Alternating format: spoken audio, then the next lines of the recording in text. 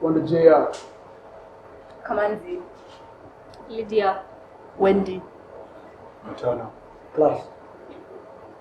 Our topic at hand today is why does Africa come last place? Yeah? And our first question is across the world, Africa as a continent is seen as the least developed, yeah, and most troubled. The truth. Why is that so? I think, first of all, as Africans, we shouldn't be able to recognize that question. We shouldn't get it. If someone says, why do Africans come in last place, we should have more questions. What do you mean last place? Who says? Like, What is the standard? stuff like that. So first of all, we shouldn't recognize that question. But secondly, as you said, across the world, we seem the least developed and the most troubled. I mean, we can talk about history and its effects, but we can also talk about the leaders that we have now, and not to play the blame game or whatnot, but it's the reality of what's happening in Africa. We have so much potential, but it's so underutilized because of the people driving the engines. Yeah. That's what I think. I think we all agree with that. We all agree with that.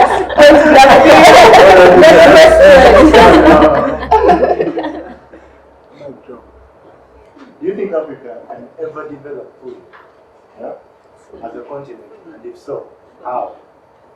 First of all, I don't see an end to development. In itself, the word development is a continuous thing. So there is no I've reached the apex. Yeah. Even the so-called developed countries, the Western world and whatnot. Like we were talking about in the previous group, how like change is gonna be there forever. It's gonna keep. We're going to keep moving and moving. Whether it's e-commerce, whether it's fashion. Why are you crying? See, Like before we started, it's hitting home. Yeah, but like so number one, we need to recognize that there is no apex. Even as individuals, there is no time where you're going to be like, man, this is full Kamanzi. Like this is it. This is, you know, I'm developed. You cannot. There is no apex. There is no crooks. It's a continuous thing. So even by virtue of the fact that you asked that question insinuates that there's like a destination, and I'm all about the process. And I keep saying, even in the previous groups, the process is what's important. So are you learning? Are you growing? Are you developing? You know, yeah, that's what I think. What do you guys think? I think if we're talking about how, I guess we need to stop like copying the Western world, like the standard that's been set as development. I wouldn't go like, wow, we need to be like you to be developed. You know what I mean? Yeah. Like, there was a time I was reading like school stuff, and like the process of development in the book said the final step to development. You know, there's innovation. You can create things. You can recreate, but the final step is to recreate what the modern societies have done. I was like, why are you telling me to copy you? Like, come on, bro. Like, yeah. You know what I mean? Yeah. Like, our cultures here and the things we value here in Africa as a continent aren't things, you know, other that they clash with other countries. Yeah. You know? Yeah. So I feel like we need to just channel our inner Wakanda and like just You know, feel me? and like, you know, be like, you know, let's find our vibranium. I'm big on that, on self-actualization. Honestly, that's the only way it's gonna work. To like start something completely new. You feel me? See, like now the shirt you're wearing. 5, 10, 50 years from now, I need to see some white man, some Bill somewhere, some Bob wearing that shirt because man, it was made in Africa. Like, yeah, I need to associate myself to that. So it's really just like identifying who you are, like your identity. And then just like enhancing that, like walk and just breathe and be that.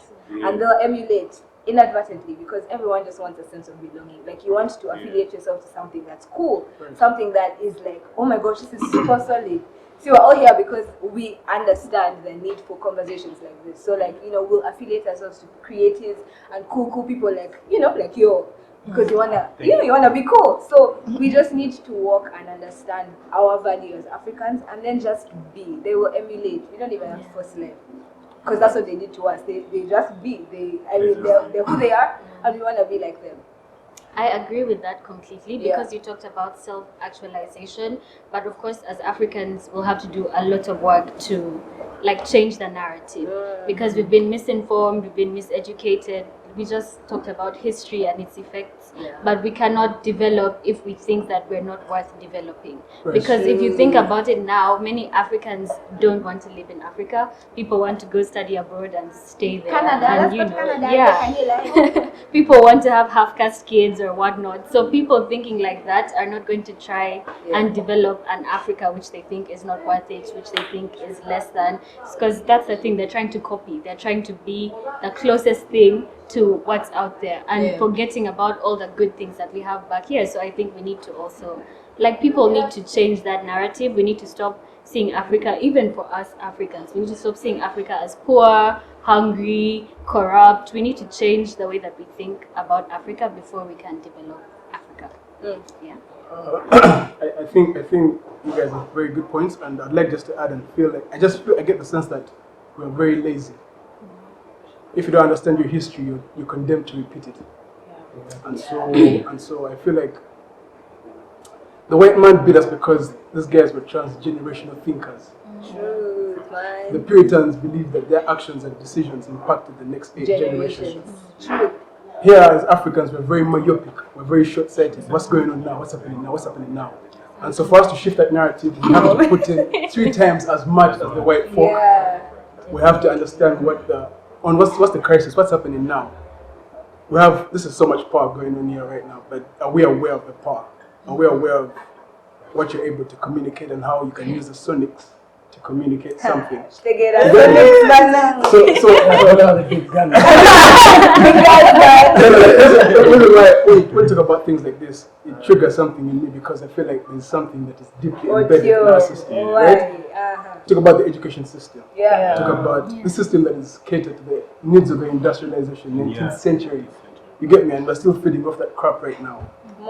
You see it? Yeah. Are we going to let our kids go through that same rubbish? It doesn't work for us, yeah. Because if they go to the same rubbish, accept the same results. Yeah. You get me? So I feel like, are we aggressive enough to want to know? Yeah. Talk about BLM, Black Lives Matter, I know that noise on social media, but 99% of them guys don't know jack About what they're going through. You know what I mean? So I feel like, I don't know if you see Kanye West struggling with guys on social media, he's trying to tell guys, you need to wake up, man. Ice Cube, guys, wake up. Take the time to actually study. Educate yourself, like what you said. Study. Yeah. Don't go based off what what man is saying. Right now, we're struggling with 2 ideologies. Yeah. Traditionalism, Eurocentrism. Traditionalism is who we are. African, white. The culture tells us, defines how we need to move. Eurocentrism, I define how the paradigm, you guys move accordingly. So we're battling with those mindsets. How do we now, finesse those things and sort of focus on? Because if I asked you right now, why are you doing what you're doing? Why are you about? Thank you, man. If you can answer that question, for yourself. definitively that goes beyond the scope of self. Yeah. I know you're onto something. Yeah. You're onto shifting culture, shifting the narrative. We say these words generically, but really and truly, bro, it's just like a solo man thing. I want to look cool on camera. So I feel like we're afraid of putting in the work. That's what I feel like. Yeah. I also think that as Africans, we give so much power to the whites. Right. Like, let's say I want to get a visa to go to the UK. I'm not going to get an easy passage to go as when a white from the UK wants to come to Uganda. So you're going to find difficulty there. So I think even as Africans, we need to give these guys less power than we give them. Like, we need to actually, like, even us, when a kid sees a white person, I'm Right. like, they feel Then they see us for monkeys. And then they come to your supermarket, you're going to work on the white. They'll be like, hey, you guys first make space. You know those other small supermarkets? They'll be like, you guys make space for you guys.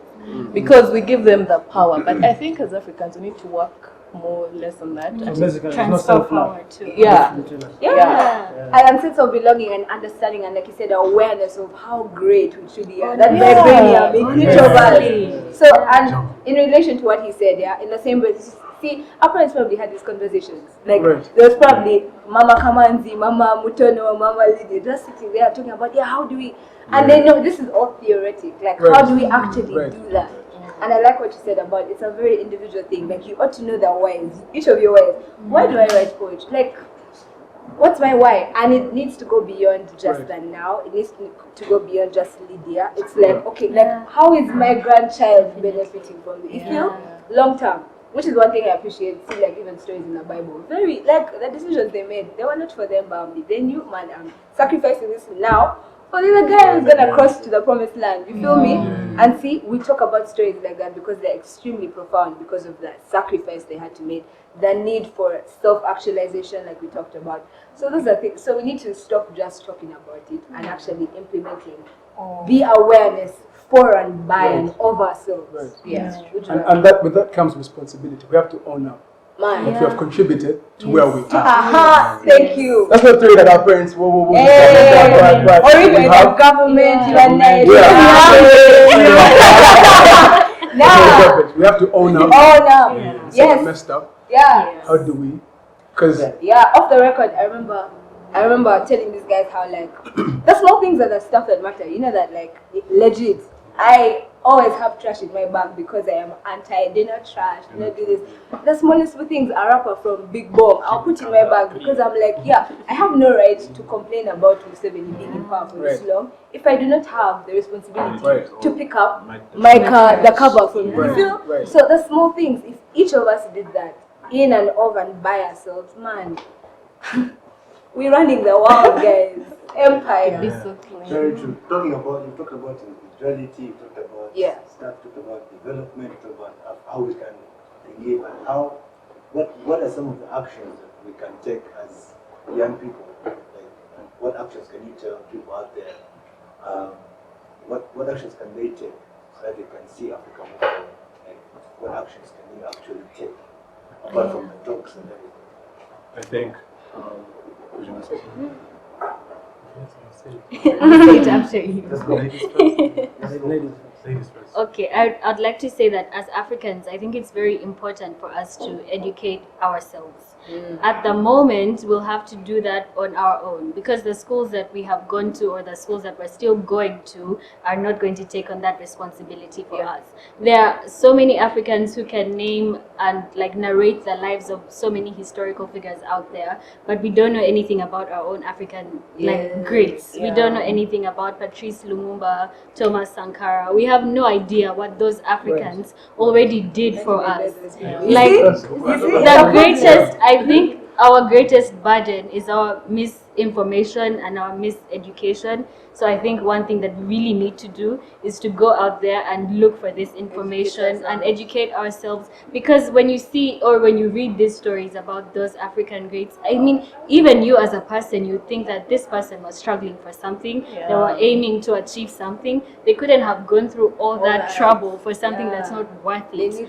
So it also like there's a sense of value that has now developed in you as a person because now you start to understand all these other things. You're going to say? Actually, everything is said without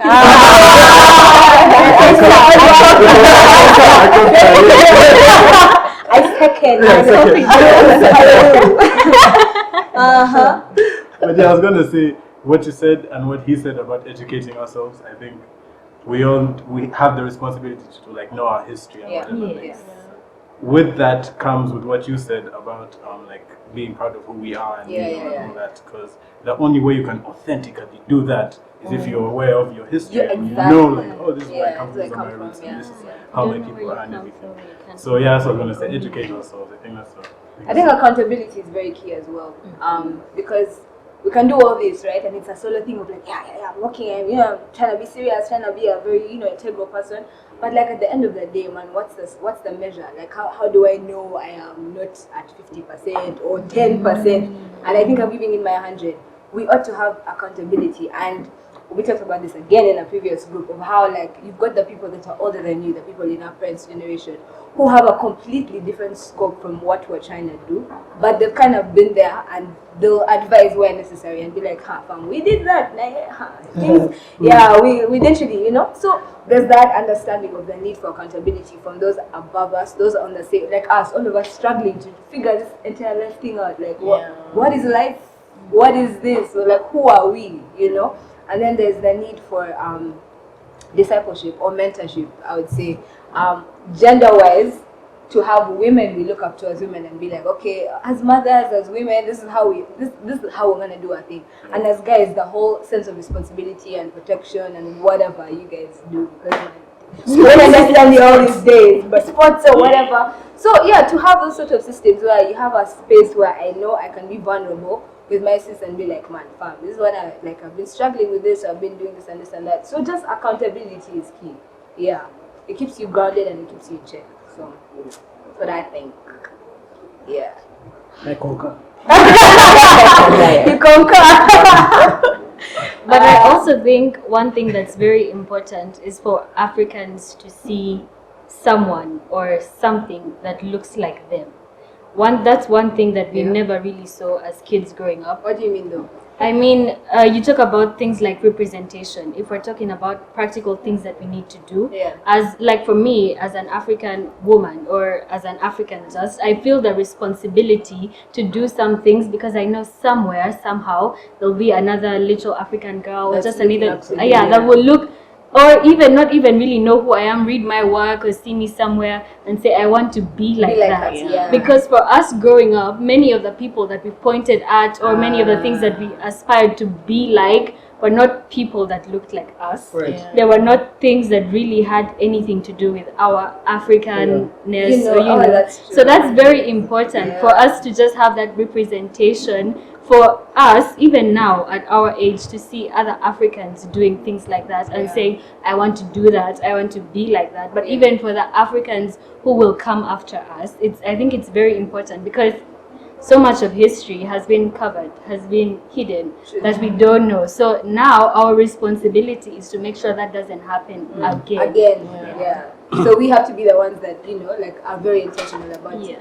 That's I like that. I concur. I like even what's happening. For example, this is one of the ways we're contributing in shifting the narrative. And then on top of that, there's creatives here, a bunch of rappers, fashion, and film. The reason why you're saying what you're saying is because the white man was very intentional about this thing. They know that the power of music and visual has the ability to bypass your reasoning. Yes, absolutely. So you look at Coke, advert, the full day, and by the end of the day, you're taking a Coke.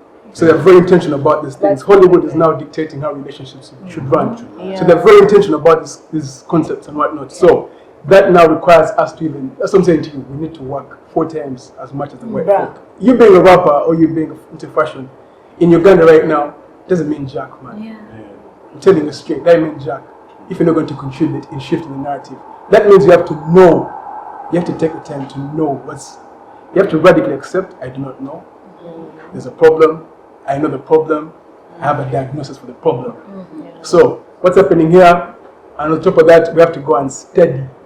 I'm bent towards consciousness because I want to do things that provoke your thoughts. I'm not one to just give you generic garbage. We can see. I'm not really keen on that rubbish. You know what I mean? Whether you like it or not, that's not really up to me.